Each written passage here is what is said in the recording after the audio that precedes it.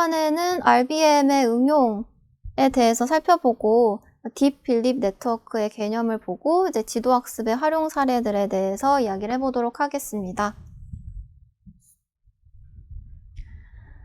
먼저 이제 RBM을 우리가 어떤 식으로 활용할 수 있을지 이제 몇 가지를 생각을 해보자면, 먼저 이제 생성 모델로 활용을 할 수도 있다라고 이야기를 했는데, 생성 모델이라고 하는 것은 이제 새로운 샘플을 만들어내는 경우를 이야기를 합니다. 그래서 새로운 샘플을 만들어내고자 할 때 우리가 RBM을 사용을 할 수가 있겠고요. 예를 들면 우리가 생성 모델이라 하는 것은 우리가 사람의 얼굴 이미지를 굉장히 많이 만들어 놓고 그 얼굴 이미지를 학습해서 거기에서 나타나는 특징을 추출을 한 다음에 우리가 완전히 새로운 사람의 얼굴을 만들어내고자 할 때 생성 모델 같은 것을 사용을 하게 됩니다. 그래서 오늘날에 이제 많이 사용되는 생성 모델로는 겐이라고 하는 것이 있고요. 여기서는 이제 RBM을 먼저 소개를 드렸는데, RBM도 마찬가지로 생성 모델로 활용을 할 수도 있다라고 말씀드릴 수 있겠고요. 그다음에 이제 비지도 학습에 활용할 수가 있다라고 되어 있는데, 여기서 얘기하는 것은 이제 차원 축소를 하고 싶을 때, 이렇게 다른 레프레젠테이션을 만들고 싶을 때 우리가 활용할 수 있다라는 겁니다. 예를 들어서 지금 우리가 가지고 있는 x의 어떤 디멘전이 xd까지 있다라고 생각을 해보면, 지금 이거는 d개짜리 벡터인 거잖아요. 근데 요거에 대한 새로운 표현 방법을 만들어내고 싶다. 그래서 이제 x가 원래는 요런 벡터였는데 요거를 다른 식으로 표현을 하고 싶다라고 한다면, 예를 들어서 아까 전에 이제 우리가 은닉 노드에 있는 요 값을 사용을 해서 hk라고 그냥 얘기를 할게요. 그러면 요 x를 집어넣었을 때 나오는 요 h를 우리가 이 샘플의 새로운 표현 방법으로 생각을 한다라는 거죠. 그러면 이제 우리가 이 k를 몇 개의 차원으로 두느냐에 따라서 우리가 원하는 길이의 벡터를 만들어낼 수 있겠습니다. 그래서 이제 조금 다른 차원으로 보낸다라고 생각을 해서 이제 차원 축소, 차원을 사실은 더 늘릴 수도 있겠죠. 여기가 10개였다면 이걸 20개로 더 확장시킬 수도 있고, 혹은 10개를 3개짜리 벡터로 변경시킬 수도 있겠고요. 그런 식으로 우리가 차원을 변경하는 데 응용을 할 수도 있을 거고요. 그 다음에 이제 지도학습에 활용한다라고 하는 것은 지금 아래에 보시는 것처럼 이 기본적인 RBM이 있는데, RBM을 학습시키고 그 다음에 이 뒤에다가 이 히든 노드 쪽에다가 새로운 노드들을 한 층을 더 만드는 겁니다. 그래서 지금 보시는 것처럼 만약에 이제 총 15개짜리 클래스가 있는 분류 문제를 풀고자 한다라고 한다면, 여기 이렇게 5개의 노드를 뒤에다가 두고 이제 이 부분을 이제 정답을 10000 이런 식으로 원한 인코딩을 한다든지 해서 이 부분에서 이 샘플이 들어갔을 때 어떤 값이 나오는지에 따라서 이 샘플을 분류할 수 있도록 이렇게 마지막 단에 이제 분류층을 붙여주는 식으로 지도학습을 할 수도 있겠고요. 아니면 조금 다른 방법인데, 이제 오른쪽에 나타나는 것처럼 이제 그 y, 즉 분류할 레이블을 이렇게 이제 입력단 옆에다가 만들어 놓고, 이 x로 인해서 만들어지는 요 레이블이 요 부분이 어떻게 학습이 되느냐에 따라, 어떻게 계산이 되느냐에 따라서 요걸로 이제 레이블을 지정을 하는 식으로도 우리가 지도학습, 즉 여기서는 이제 분류에 사용을 할 수가 있겠습니다.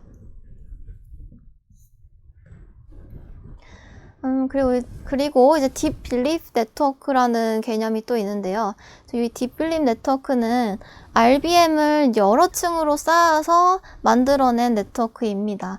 그래서 지금 은닉층이, 원래는 RBM은 은닉층과 가시층이 딱 하나씩 있는 거죠. 가시층이 있고, 그 다음에 여기서 위에 올라가는 것이 이제 은닉층으로 존재하는데, 이게 이제 끝인데, 이렇게 되는 것이 끝인데, 이게 히든 노드가 히든 레이어가 하나밖에 없기 때문에 요거를 더 쌓아서 일단 요렇게 한번 학습을 시키고, 그 다음에 또 여기 한층 더 쌓아서 학습을 시키고, 그 다음에 한층 더 쌓아서 학습시키고, 이런 식으로 쭉쭉 올라가게 만드는 그런 식으로 구성이 되어 있는 것이 RBM을 딥 빌립 네트워크로 만드는 방법입니다. 그래서 지금 여기 오른쪽 아래에 보시는 그림이 마찬가지로 딥 빌립 네트워크의 예시를 보여드리고 있는데요. 처음에 지금 요렇게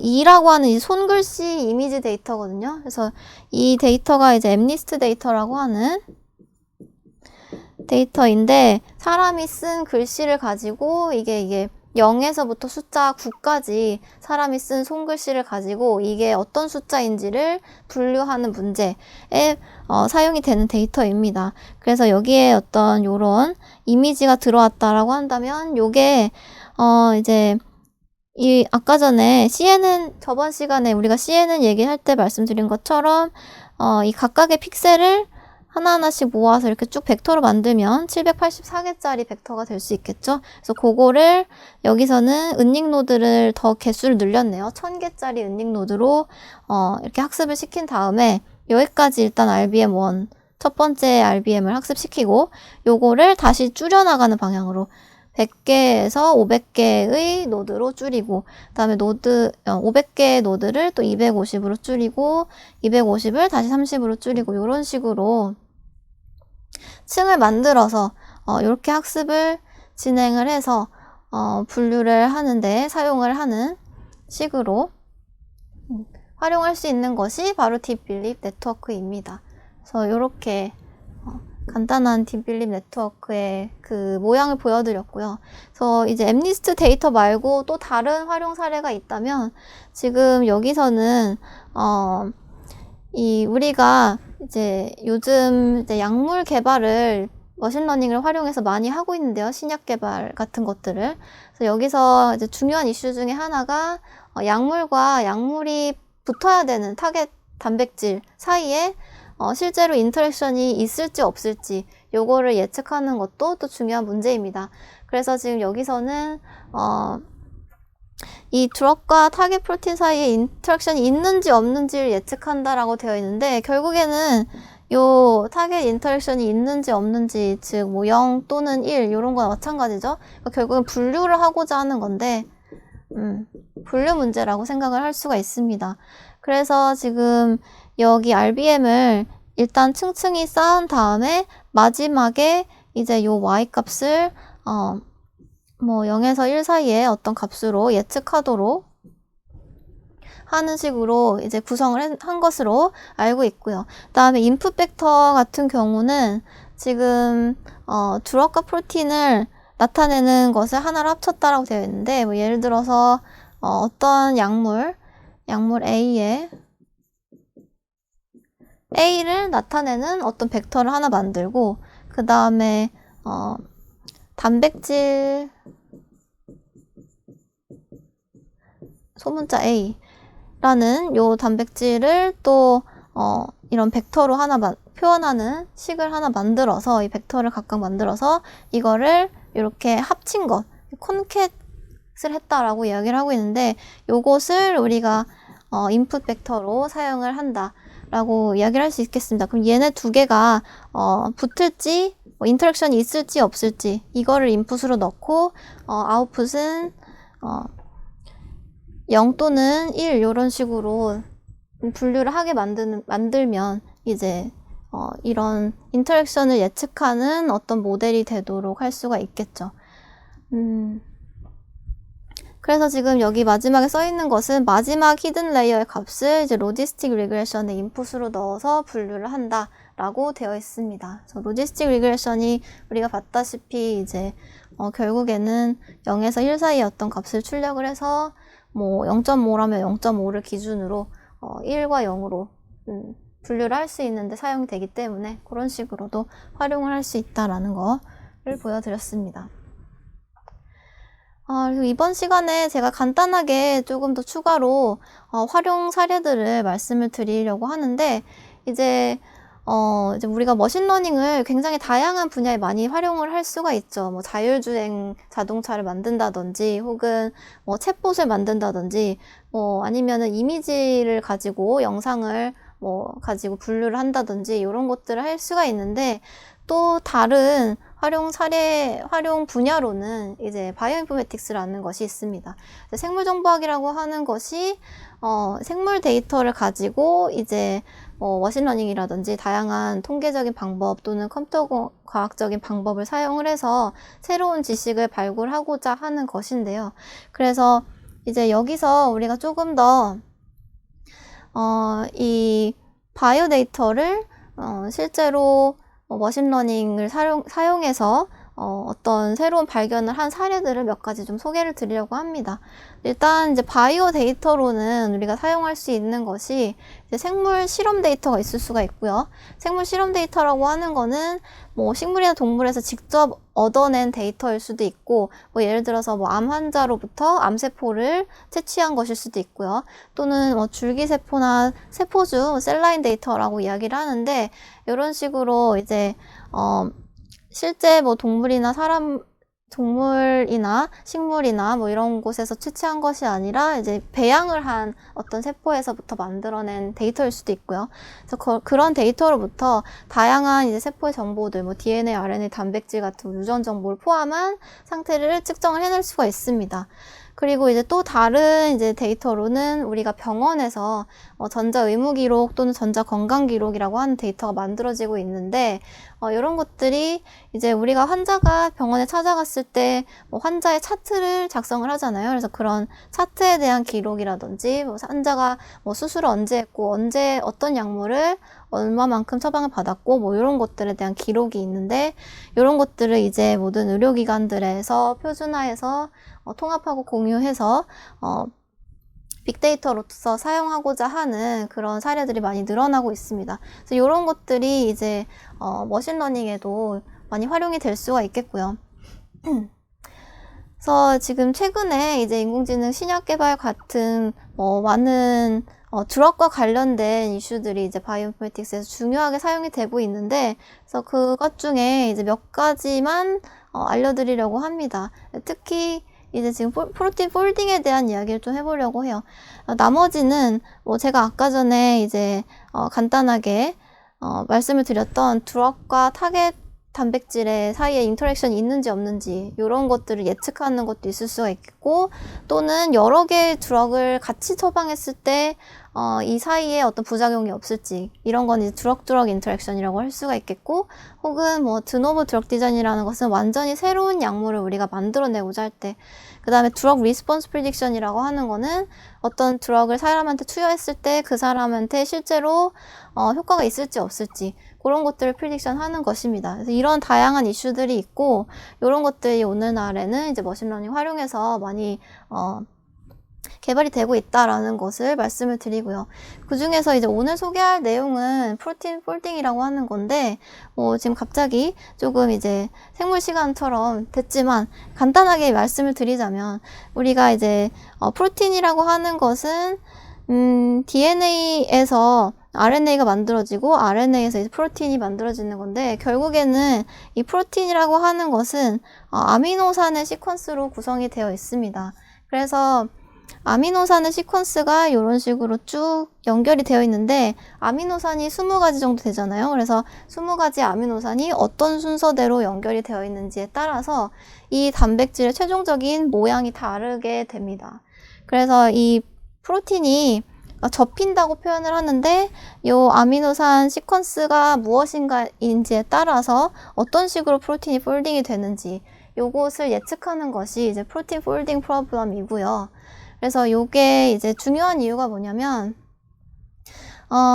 우리가 단백질의 구조를 미리 알고 있으면 이제 다양한 방면에 활용을 할 수가 있는데, 예를 들어서 뭐 신약 개발 같은 분야에도 활용을 할 수가 있습니다.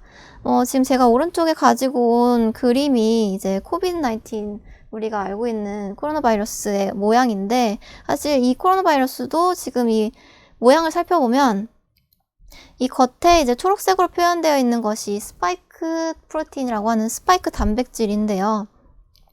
그거를 확대를 해보면 이런 식으로 생겼죠. 그래서 이 스파이크 단백질이 하는 역할은 이 바이러스가 우리 몸에 침투하기 위해서 스파이크 단백질이 우리 세포의 겉에 표면에 있는 이 ACE2라고 하는 것과 결합을 해서 우리 몸으로 들어오게 됩니다.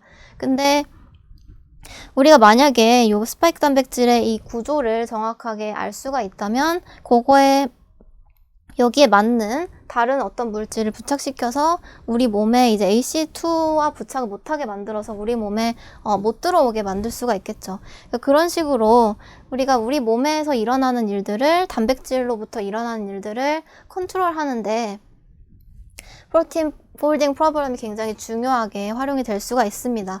그래서 사실은 이제 구글에서 여러분들이 잘 알고 있는 인공지능 관련된 성과로는 알파고가 있잖아요. 근데 알파고는 이제 고라고 하는 것이 사실은 바둑을 영어로 했을 때 고죠. 근데 그거와 유사하게 알파폴드라고 하는 것이 또 구글의 딥마인드에서 개발이 되었는데, 알파폴드는 프로틴 폴딩을 예측하는 그런 시스템이라고 할 수가 있겠습니다.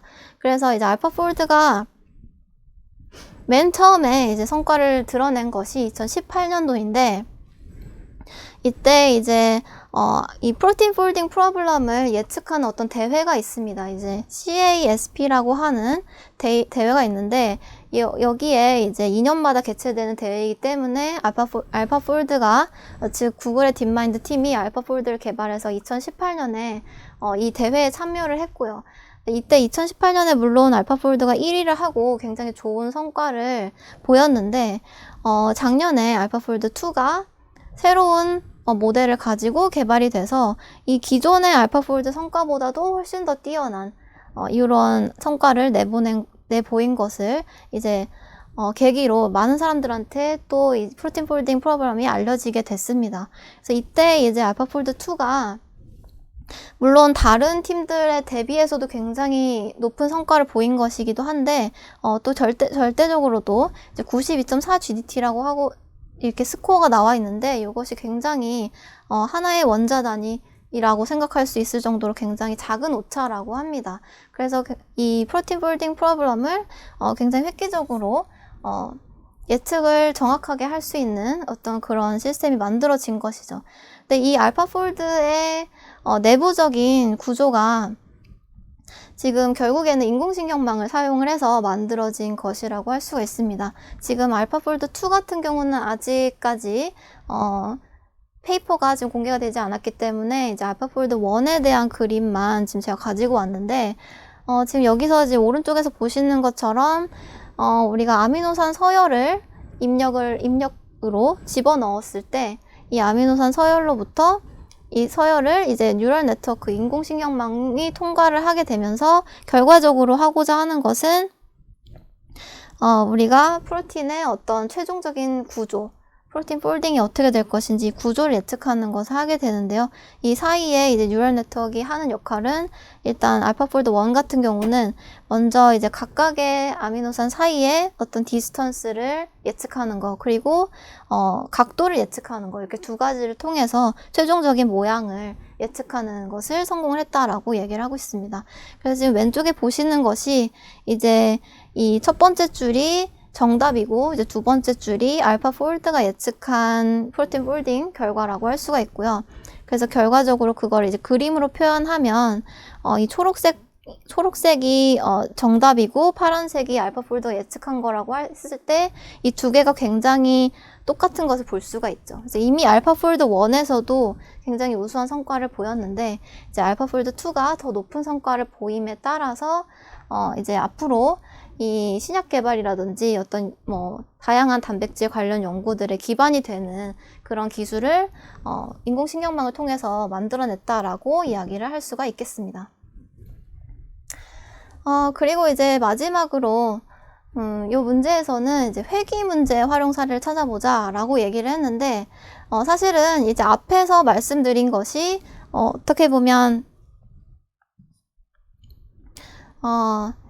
제가 말씀드렸던 것이 이제 저번에 얘기했던 거, 이제 드럭과 타겟 프로틴 간의 어떤 상호작용이 있는지 없는지를 예측하는 것이 이제 0 또는 1로 분류가 되는 분류 문제였다라고 한다면 지금 또 다른 회귀 문제로는 무엇이 있을지를 생각을 해볼 수가 있겠죠. 사실은 지금 요것도 어떻게 보면 여기 지금 디스턴스라는 게 각각의 아미노산 사이의 디스턴스를 지금 매트릭스로 표현을 한 건데 요거 자체도 수치로 실수로 나타내는 값이기 때문에 이것도 일종의 회귀 문제라고 생각을 할 수가 있겠고요.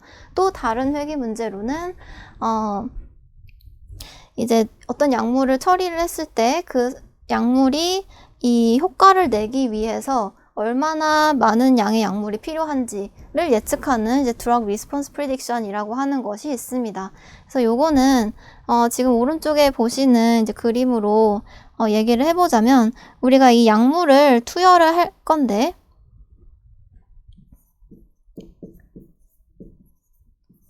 약물의 양을 어느 정도로 했을 때 지금 우리가 원하는 예를 들면 뭐 암세포에다가 약물을 투여하면 암세포는 사라져야지 효과가 좋은 거죠. 그렇기 때문에 이 처음에 이 우리가 타겟으로 하는 이 어떤 뭐 세포라면 세포의 양이 100이라고 한다면 그게 50으로 떨어지는 50이 되는 그때의 이제 약물의 약물의 양을 측정을 해서 이게 확 떨어지면 확 떨어질수록 효과가 굉장히 좋은 거겠죠. 그래서 이때의 약물의 양이 얼마나 되는지를 이제 예측을 하는 것이 이제 드러그 리스폰스 프리딕션이라고 할 수가 있겠습니다. 그래서 결국에는 여기서 예측하고자 하는 값이 지금 이 약물의 양을 얼마나 넣어야 되는지이기 때문에 이것도 마찬가지로 회귀 문제라고 이야기를 할 수가 있겠죠. 그래서 이런 것은 이제 요즘에 맞춤 의학이라고 얘기를 하죠. 그래서 사람마다 사실은 동일한 약을 투여를 해도 반응하는 그 결과가 다르기 때문에 뭐 그런 것들을 개개인별로 맞춰서 약물을 투여한다든지 할 수 있도록 이런 리스폰스를 반응을 예측하는 것도 또 중요한 이슈로 이야기를 하고 있습니다. 그래서 여기까지가 이제 다양한 바이오 관련된 예시라고 할 수가 있겠고요. 그래서 뭐 요거는 이제 일반적인 수행 단계를 보여드리고 있는데 마찬가지로 어떤 최종적인 값을 예측하기 위해서